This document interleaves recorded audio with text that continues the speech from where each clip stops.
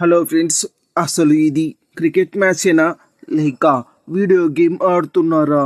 200 పరుగుల భారీ టార్గెట్ అయినా సరే టీమిండియా బ్యాటర్లు న్యూజిలాండ్ బౌలర్ని ఊచకోత కోశారు.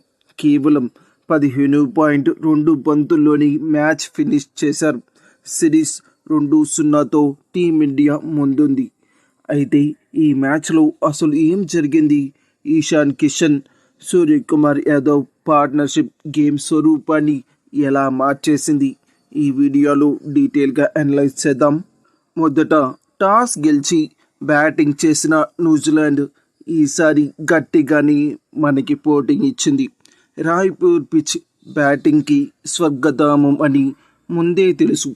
కివీస్ బ్యాటర్లో రచిన్ రవీంద్ర, చివర్లో మిచెల్ శాంటనర్ మెరుపు ఇన్నింగ్స్తో న్యూజిలాండ్ నిర్ణీత 20 ఓవర్లో 208 భారీ పరుగుల సాధించింది. అయితే భారత్ బౌలర్లో కుల్దీప్ యాదవ్ 2 వికెట్లతో పర్వాలేదు అనిపించిన మిగతా బౌలర్స్ ధారాళంగా పరుగులు సమర్పించుకున్నారు.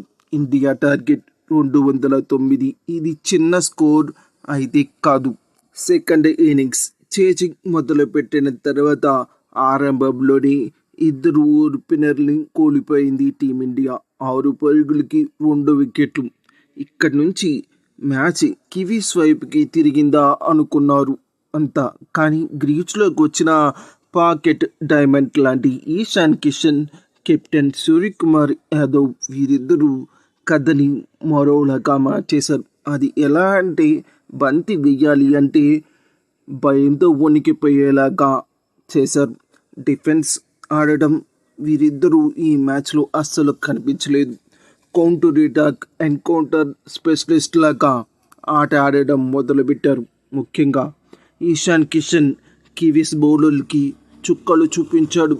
కేవలం 21 బంతుల్లోని హాఫ్ సెంచరీ పూర్తి చేసుకున్నాడు. ఇది న్యూజిలాండ్పై ఒక ఇండియన్ చేసిన ఫాస్టెస్ట్ హాఫ్ సెంచరీ.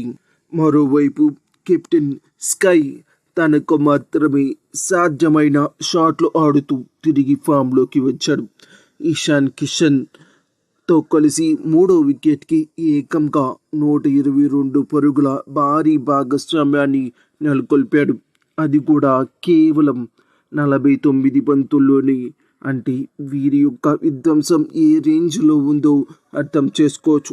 మ్యాచ్ చూసిన వారికి వాళ్ళు వీడియో గేమ్ ఆడుతున్నారు అనిపిస్తుంది. నిన్న అలా ఉంది ఆ మ్యాచ్. అయితే ఈశాన్ కిషన్ 76 పరుగుల వద్ద అవుట్ అయిన తర్వాత చివర్లో శివన్ దూబే కూడా వచ్చి మెరుపులు మెరిపించడంతో 28 బంతులు మిగిలి ఉండగానే టీమిండియా ఈ మ్యాచ్ని క్లోజ్ చేసింది. ఫేర్లెస్ అప్రోచ్. మొదట్లో 2 వికెట్లు పడినా సరే అటాకింగ్ ఎన్కౌంటర్ ఆపేది లేదు అని మన బ్యాటర్లు నిరూపించారు. ఇది T20 వరల్డ్ కప్ ముందు చాలా మంచి పరిణామం. గత కొన్ని మ్యాచ్ల్లో స్కై పెద్దగా స్కోర్లు చేయటం లేదు. దాంతో అతన్ని జట్టు నుంచి తొలగించాలని ఒత్తిడి కూడా ఉంది. అయితే ఈ ఇన్నింగ్స్తో ఆ టాపిక్కి కౌంటర్ ఇచ్చినట్లే. ఇక బౌలింగ్. బ్యాటింగ్లో మనవాళ్ళు సూపర్గా ఉన్నా బౌలింగ్లో మాత్రం ఇంకాస్త ఇంప్రూవ్మెంట్ అవసరం. 200+ స్కోర్ ఇవ్వడం అనేది ఆందోళన కలిగించే విషయం.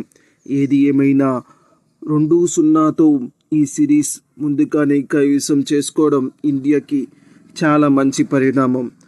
గువాహటిలో జరగబోయే 3వ మ్యాచ్లో కివీస్ ఏమైనా కమ్బ్యాక్ ఇస్తుందా లేదా క్లీన్ స్వీప్ చేస్తుందా అనేది చూడాలి.